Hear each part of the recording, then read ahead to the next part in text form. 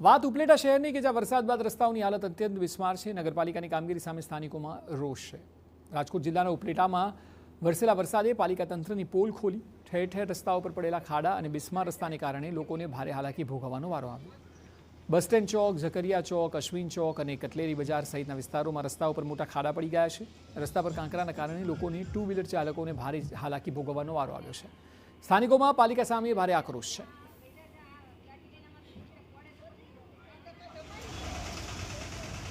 અમે તો એટલા દિવસથી બાયણે નીકળતા જ બીક લાગે છે કે કઈ બાજુથી ક્યાં બાજુથી કેવી રીતના અમારે નીકળવું। અમારે ઘર કામ માટે થઈને કઈ વસ્તુ લેવા માટે અમે નીકળી ન શકતા, એટલી બધી રસ્તા ખરાબ છે। ખાડા એટલે કેવા કે એમાં ગાડી આખી અંદર નીકળી જાય ને પડી જાય ને તો આપણે ઉચકી ન શકીએ એટલા ખાડા પડી ગયા છે। રસ્તાઓના મુદ્દે હવે વિરોધ પક્ષે પણ નગરપાલિકા સામે મોરચો ખોલ્યો છે। શહેર કોંગ્રેસ પ્રમુખ કૃષ્ણકાંત ચોટાએ આક્ષેપ કર્યો કે નગરપાલિકાની બેદરકારીને કારણે શહેરના રસ્તાઓની હાલત બગડી છે। લોકોના ટેક્સના નાણાં છતાં મૂળભૂત સુવિધાઓ ઉપલબ્ધ નથી। તેમણે તાત્કાલિક ગુણવત્તાસભર સમારકામ કરવાની માંગ કરી છે।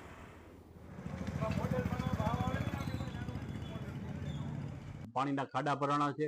જે જગ્યાએ ખોદકામ કર્યું હતું ત્યાં માટી બેસી જવાને કારણે ખાડા પડ્યા છે। આ ખાડામાં વાહનો ઘૂસી જાય છે। ક્યાંક પાણી ભરેલો ખાડો હોય અને ટુ વ્હીલર વાળા કોઈ લેડીઝ નીકળે તો સીધા ખાડામાં વહી જાય છે ને પડી જાય છે। ઘણાના હાથ પગ ભાંગ્યા છે। આવો પણ બનાવો બનેલ છે।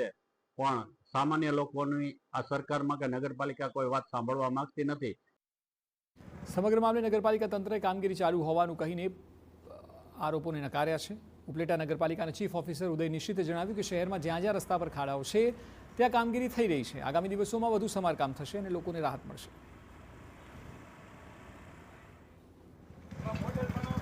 અત્યારે વોર્ડ નંબર 7 અમે જે મટીરિયલ પાથરવાનું હતું, જે રસ્તા મોટર બ્લોક બનાવવાના હતા, એ બાબતની ઘણી બધી કામગીરી કરેલ છે। અને હજી આ જે વોર્ડમાં જે જૂના જે રસ્તા છે એ રોડને સીસી રોડ બનાવવા માટે પછી વર્ક ઓર્ડર પણ આપી દેવામાં આવેલ છે। હાલ અત્યારે